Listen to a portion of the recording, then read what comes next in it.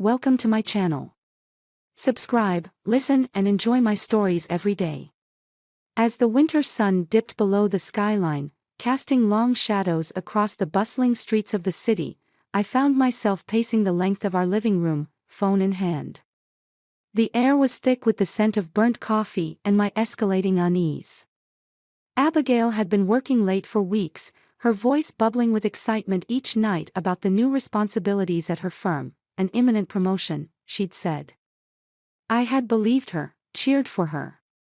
We'd spent evenings sprawled on this very couch, mapping out the bright horizon of her career over glasses of Merlot. I remember her eyes, how they shone with ambition and something else I couldn't quite place then. Was it guilt? Tonight, something felt off. She had called earlier, her voice hurried, telling me she'd be late again, but this time her words seemed hollow. So, I dialed her office, expecting her soft laughter, maybe an apology laced with the promise of a quick return. The phone rang twice before a click signaled her presence. Hey, babe, can't really talk. Before she could finish, another voice cut through, rough and unfamiliar. She's not your woman anymore, the voice barked, brusque and harsh. It was her boss, a man I had met at company dinners, his demeanor always impeccable. Now, his voice was laced with disdain as he hung up without another word. Stunned, I stood frozen, the phone slipping slightly in my grasp. The echo of his declaration rang in my ears, igniting a storm of betrayal and fury within me. My Abigail, the woman I had loved and trusted, was involved with her boss. The fragments of trust one held shattered in an instant. Hours later, she came home, her steps hesitant as she opened the door. The sight of her, usually a comfort, now twisted the knife deeper into my chest. I confronted her, my voice steady despite the chaos raging inside. Abigail, what did he mean by that? My question hung between us, heavy and foreboding. She hesitated, then her facade crumbled. Tears lined her cheeks as she confessed to everything, the affair, the lies, the promotion that was a reward not for her hard work, but for her betrayal. I listened, each word she spoke fueling the cold resolve settling in my heart. Love morphed into vengeance, a dark and consuming force. In the weeks that followed, I plotted meticulously. With every step, I ensured her life unraveled, exposing her infidelity to her colleagues, her friends, our families. Her career, built on deceit, crumbled as her professional relationships soured under the weight of her actions. Finally, the divorce papers were signed, the last tie between us severed. As she walked away from the courthouse, a shadow of her former self, I turned my back, knowing I would never see her again. The chapter of Abigail was closed, her betrayal repaid in full, a bitter end to a saga that had promised a lifetime but delivered devastation. As I walked away, the cold bite of the wind felt fitting, a physical echo of the emptiness within. But there was also relief, a chapter closed, allowing the next to begin. Whatever lay ahead, I was free from the chains of her deceit, ready to rebuild from the ashes of a love that was never meant to endure. The days that followed Abigail's confession were marred by a chilling silence in our once vibrant home. The air was thick with the unspoken, every corner a reminder of a past now tainted. As I moved through the motions of everyday life, my mind worked tirelessly, weaving the threads of retribution into a tapestry of justice, or so I convinced myself. On a crisp Thursday morning, I took my first decisive step. My contacts in the media were eager for a scandal, and Abigail's affair provided just the right mix of betrayal and high stakes. I met with an old college friend who had climbed the ranks of a renowned news outlet. Over coffee, I shared the sordid details, ensuring the story would not only run but explode across the headlines. "Are you sure you want to go through with this?" my friend asked, his expression a mix of concern and intrigue. "Yes," I replied without hesitation. "It's only fair the world sees her for who she really is." The news broke the next day, and the effects were immediate and devastating. Abigail's phone was bombarded with calls, her social media profiles turned into battlegrounds. The article painted her not just as an unfaithful spouse but as a manipulator who used her charms to climb the corporate ladder. That evening, I watched from the shadows of our living room as she scrolled through the barrage of hateful comments, her face pale, her hands trembling. It was a sight that stirred a complex whirl of satisfaction and remorse within me. "Why did you do this?" she confronted me later, her voice breaking with every word. "You made your choices, Abigail," I said, my tone colder than I had intended. "Now, you live with the consequences." As the days turned into weeks, her professional life began to unravel. Her boss, caught in the crossfire, distanced himself to save his own career, leaving her isolated and vulnerable. Clients withdrew, projects stalled, and whispers of her unprofessional conduct echoed through her office corridors. One afternoon, I received a call from a mutual friend, who relayed in hushed tones how Abigail had been suspended pending an investigation. The news was a double-edged sword. Satisfaction at her downfall was dulled by the stark reminder of our shared past, now irreparably scarred. The climax of my plan took place at a networking event hosted by her company. I had made sure to be there, a silent observer to the final act of the drama I had orchestrated. As she entered the room, a murmur ran through the crowd, her presence alone enough to stir discomfort. I watched as she attempted to mingle, her attempts to engage met with cold shoulders and dismissive glances. Finally, she retreated to a corner, her isolation complete. It was then that I approached her, the weight of our shared history heavy between us. "This is what you wanted, isn't it?" she accused, her eyes searching mine for a shred of the man she once knew. "I wanted justice, Abigail," I replied, the words tasting bitter on my tongue. "You may not understand it now, but one day you might see why this had to happen." Leaving her there, amidst the ruins of her professional life, felt like leaving part of my own soul behind. But as I walked away, the finality of our encounter sealed the resolve that had driven me this far. Our paths, forever altered, would never cross again. In the wake of the networking event, the city seemed colder, more unforgiving than ever. I walked the bustling streets, the whispers of my actions trailing me like shadows. The city had once been a shared space for Abigail and me, now it was a map of solitary paths. But satisfaction from her downfall was short-lived. As the initial rush of vindication faded, a lingering unease settled in. Had my quest for justice gone too far? The question haunted me, lurking in the quiet moments, in the still of the night.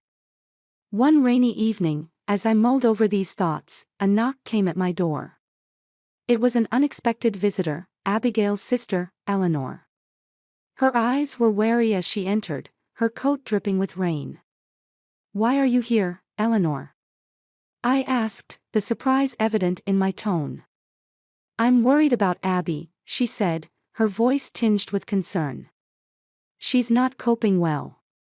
And I heard it was you who leaked the story." I sighed, the weight of my choices heavier in her presence. "It was necessary," I started to explain, but Eleanor raised her hand, stopping me. Was it? Was destroying her the only way to heal from her betrayal? Her question cut through the room sharper than the chill from the open door. The conversation that followed was tense, filled with accusations and defenses.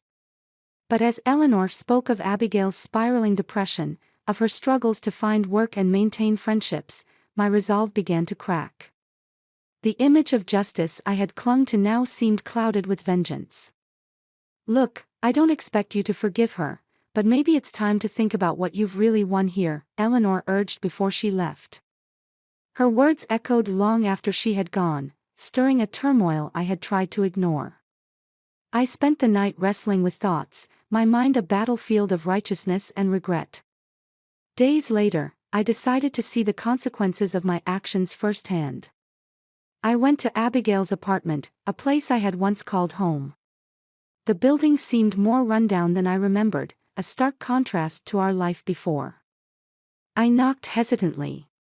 When the door finally opened, Abigail stood there, thinner, her eyes lacking the spark they once had.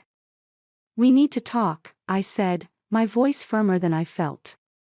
Her apartment was a shadow of its former self, the walls bare, the air stale with neglect. We sat across from each other, the distance between us more than just physical. "You've lost a lot," I started, unsure of where to begin. "So have you," she replied quietly, her voice void of accusation. The conversation was a slow unraveling of the past months. With each word, the scale of my retribution unfolded, and the line between justice and revenge blurred further. "I thought I was doing the right thing," I confessed, the admission painful. Maybe we both lost sight of what really matters," she said, her gaze meeting mine. We talked for hours, not just about the betrayal, but about everything that had led us here. It was a conversation filled with raw emotions and harsh truths. As I left her apartment, the sky was beginning to clear, the rain stopping as if to mark the end of an era. Walking back to my own solitude, I pondered the cost of revenge. The justice I had sought seemed hollow now, replaced by a newfound understanding of the complexity of human emotions and relationships. The retribution had ended, but the journey of redemption was just beginning.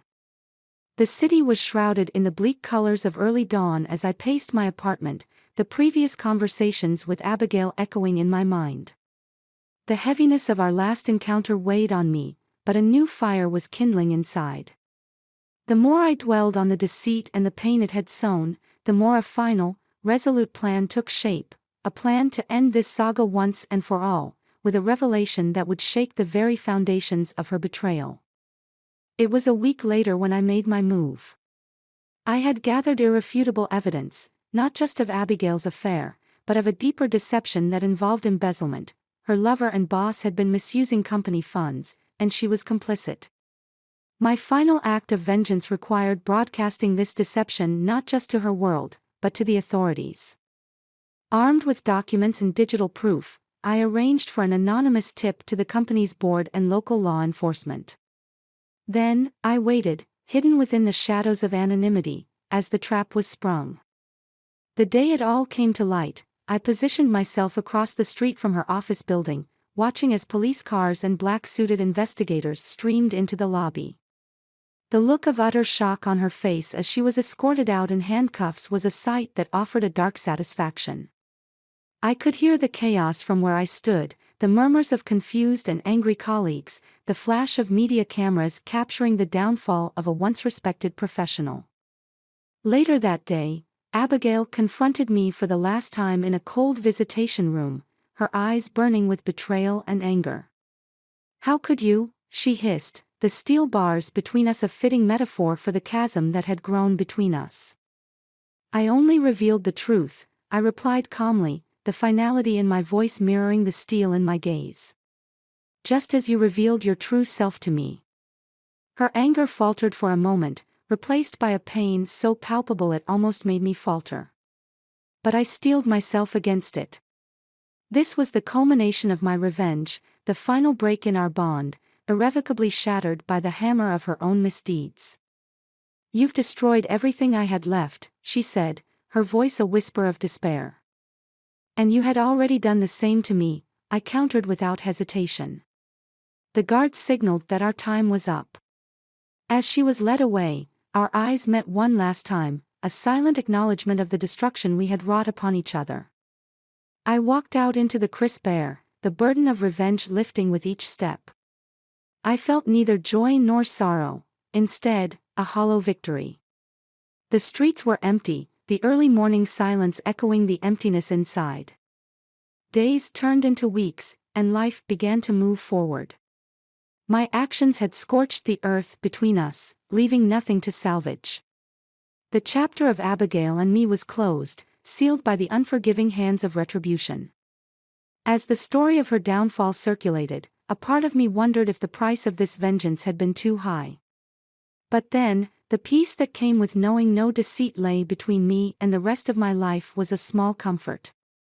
The city dawned anew, indifferent and relentless.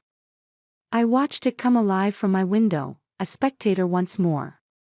The saga of betrayal and revenge had ended, the lessons harsh and indelibly etched into the fabric of my being. Now, it was time to rebuild, to find a new purpose beyond the shadows of the past.